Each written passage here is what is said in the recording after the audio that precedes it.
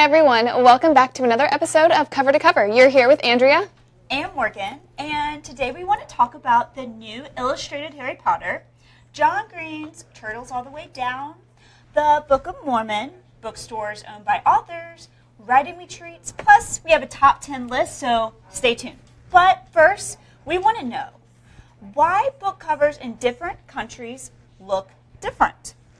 Books are often published at relatively the same time between the US, UK, and other countries, and often they feature different covers. So why? One major reason is that publishers want to cater to the market in each individual country, and tastes can vary. The Harry Potter books are a great example of this between the US and the UK. Another reason is that books are, of course, subjective. So what do you think? Does it make sense to you to change the covers country to country? I think so. My guess is that there's marketing people in each country, and they know what's best, what suits the needs, the taste, what sells in their own country, and that's the reason for the change. Although there's part of me that when I look at some of the different book covers, I might like the UK version better than the US version. What do you think? I think the same thing. I mean, taste can vary, political views can vary, you know, what people are taking seriously in other countries can vary from ours, and so I mean, I think it makes a whole bout of sense. Yeah, I looked at the Hillary Clinton book. I like the UK version better. I did too. Yeah, so there's several of them like that, but I guess they do what's best to sell books in their own country. Yeah, let us know what you think.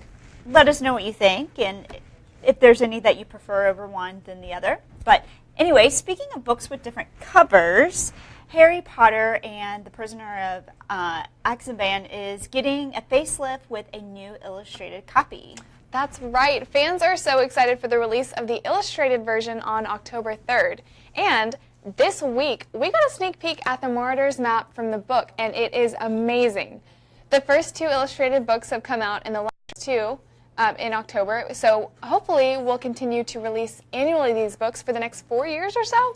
So which illustrated copy are you most excited for? Have you had a chance to check these out? These look beautiful. I love them. I think these are going to make great Christmas gifts.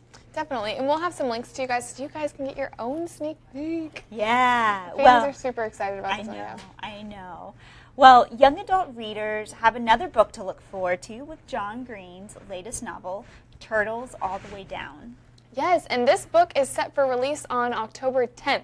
So we don't have to wait long for it. And for fans who just can't wait, John Green has released a YouTube video on his channel. And in the YouTube video, he reads the first chapter of Turtles for anyone who wants to hear it first. And have you had a chance to check this out? Yeah, so I haven't read much of John Green, but watching the YouTube video, I'm a fan. Yeah, I caught the really first chapter of this, and The Fault in Our Stars has been on my TBR list, and now after kind of getting a sneak peek of this, I have to read this book, and then The Fault in Our Stars is definitely next. But I'm a huge fan of him. He is hilarious if you haven't checked out his YouTube channel. Lots of videos. Yes. He's got his own stuff going on. He's got Vlog Brothers, where he just goes out and does random adventures, and he's hilarious. He also does these crash course things on literature, so if you want to see different ways how he talks about literature classics like The Great Gatsby and To Kill a Mockingbird, he has these really entertaining crash courses that just bring you in. So super excited about this book. Yeah, so let us know if you are a John Green fan and which one of his books should we add to our TBR list, and if you are reading Turtles All the Way Down. But right now we're going to take a quick break, and when we get back, we got more news and a top 10 list for you today, so stay tuned.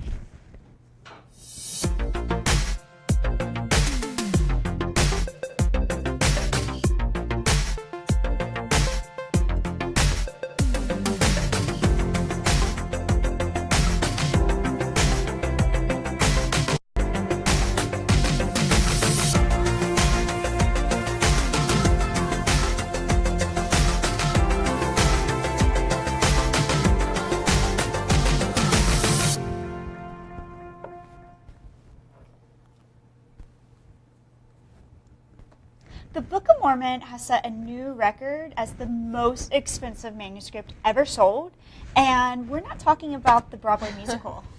The Church of Latter-day Saints recently purchased an original dictated manuscript of the Book of Mormon, and this was over $35 million. Oh, wow. The manuscript is one of the oldest known copies of the book, and the church wanted it for their own personal archives. This is crazy. $35 million. Yeah, it's beat out some of like Da Vinci's scripts and all these other crazy things, like huge literary classics. So what original text would you purchase, would you want? The original text. That's a really great question. Well, Andrea's thinking about this. I want like write your comments, let us know. Something so old that it's like on a rock, like it's like chiseled in. That's what I want. How about you?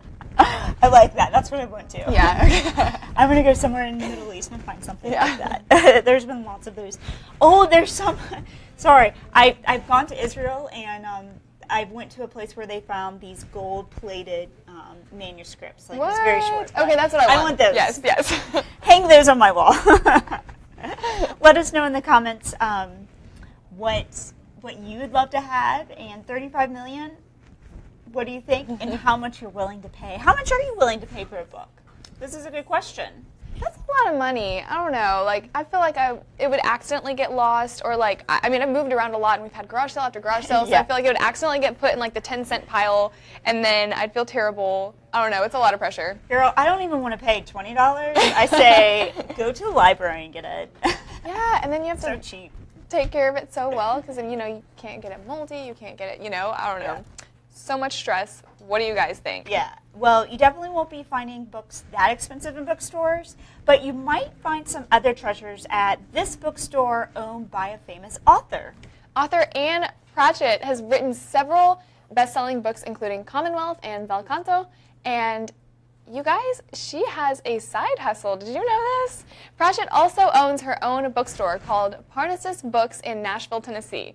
She opened the store in 2011 with a friend, Karen Hayes, who carries a background in publishing. Hayes organized the store and made things happen there, and Pratchett brought all of the money and all of the authors in. She's a proponent of indie bookstores, and she is connecting authors and readers through events. I love these little bookstores. Yeah, I love supporting indie bookstores. And I mean, I guess a lot of people's idea of like an indie bookstore is just like this like small bookstore in like a dying town, and but no, they can be so cool. Like, one of my favorites is Book People here in Austin, Texas. It's like the largest indie bookstore in Texas, and it's huge and amazing.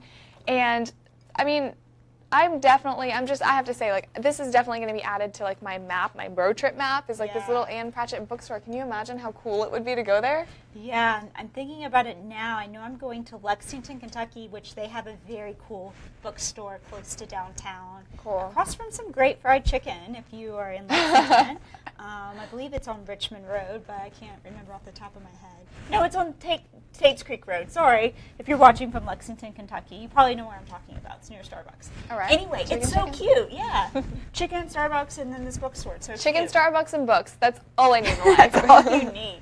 But I love to support these locally owned bookstores, and they also provide a lot of other value, bringing in authors, readings. Some of them have games and local coffee and pastries and things like that. And I will be watching You've Got Mail after this. Okay, well, if you get tired of shopping or attending festivals, check out some other weekend workshop and retreats that can inspire you. Many literary foundations and organizations around the country host events for writers. The Mark Twain House is one of these that hosts these types of events. There is an upcoming weekend workshop there in Hartford, Connecticut that focuses on writing for young people. Guest lectures and writing teachers can lead you through exercises to get your creativity flowing, and it's also a great opportunity to connect with like-minded individuals. I love these events. When I was in grad school, I was a writing coach. Every student had to go through a writing seminar, and so they hired people like me to walk them through. And I mean, this is a graduate program, and people were coming in and still were just struggling with their writing skills. Now, I coach people on academic writing, and the types of things we covered was everything from style to grammar to how to footnote, how to organize things like that, how to organize your research. But I do have a friend, she actually works with us in our office, who is also a writing coach as well. And she does some similar things. Yeah. You don't always learn these things in school. So I highly encourage you, if you are interested in learning how to write, whether fiction or nonfiction, get a writing coach. Yeah, definitely. I think this idea of like it being at the Mark Twain House and bringing in young kids is huge because it's huge in so many ways. I mean, not only is bringing in this creative passion like onto paper, it's cathartic for young people who are going through different things. It also kind of gives us a visual into like their lives, and it's showing kids that you don't have to reach a certain age to, you know, hit your dreams. You can start from a young age. Yeah. And I mean, I think that just branches so many people and kind of closes these gaps on generations. So I'm super excited about this project. Me too. I am so excited that if you want more information on these kinds of programs or just want to talk to our writing coach, send us a message and she'll give you some more information about what she does to help people who are writing books, many of them first-time authors. And writing books quickly, too. Yeah, she teaches you how to write them quickly. So just send us a message because we love reading and we want to read your stuff. Definitely. Sure. So, well, another great outlet to get your creativity flowing is through podcast. Tomorrow is International Podcast Day, so in honor of that, we are listing out for you our top 10 podcasts for literary lovers. So check them out now.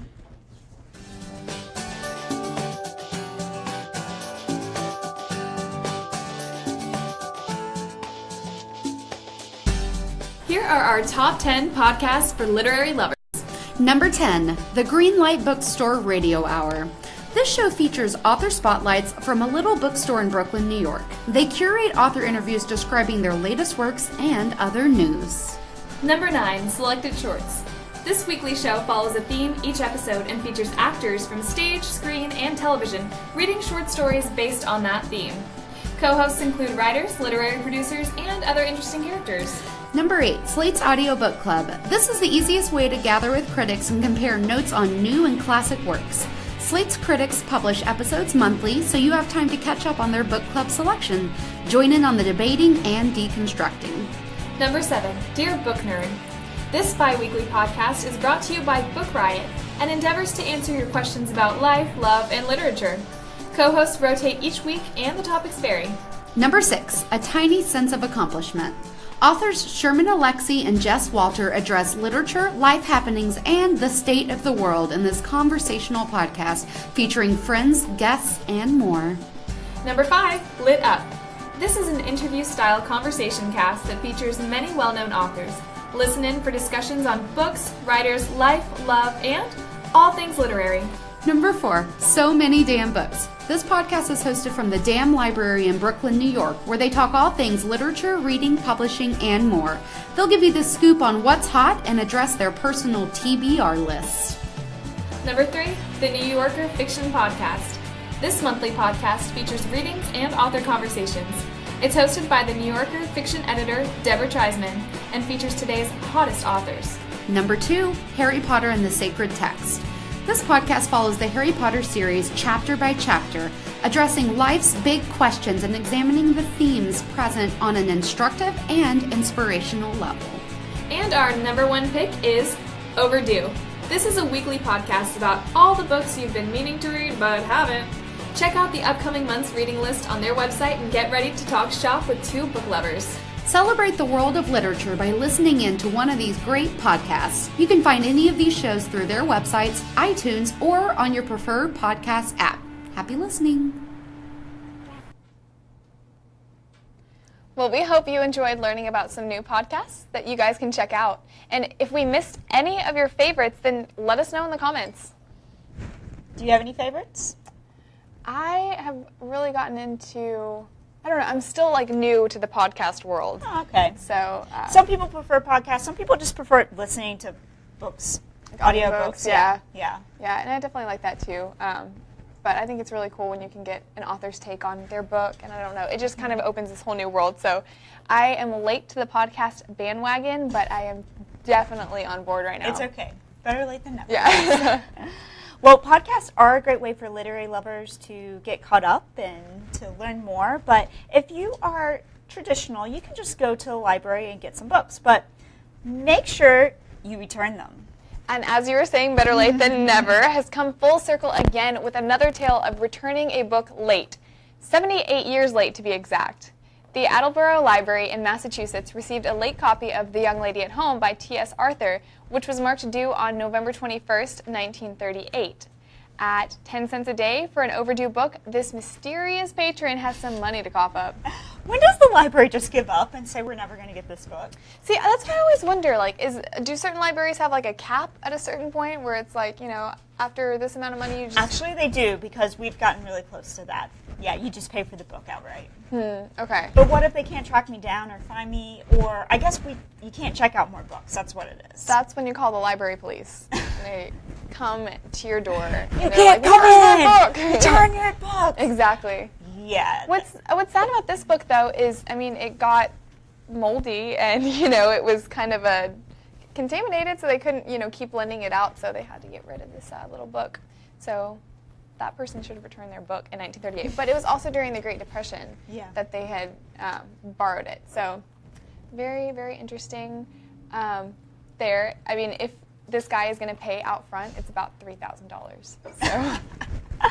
Or the cost of the book, which is probably not even close to that. Yeah, true. Okay, well, let us know in the comments if you are if you are guilty of having some overdue library books, like my family, not me, of course. Yeah. My better half, or what you think about our topics today. And don't forget to interact with our Facebook posts so we can include all the content that you guys love to hear about in our conversations. And thanks for joining us today. I'm Morgan. I'm Andrea. And we'll be back on Monday, October 2nd at 12 p.m. Eastern, 11 a.m. Central Time. Until then, keep reading, writing, and being awesome. I know we will. Bye. Bye.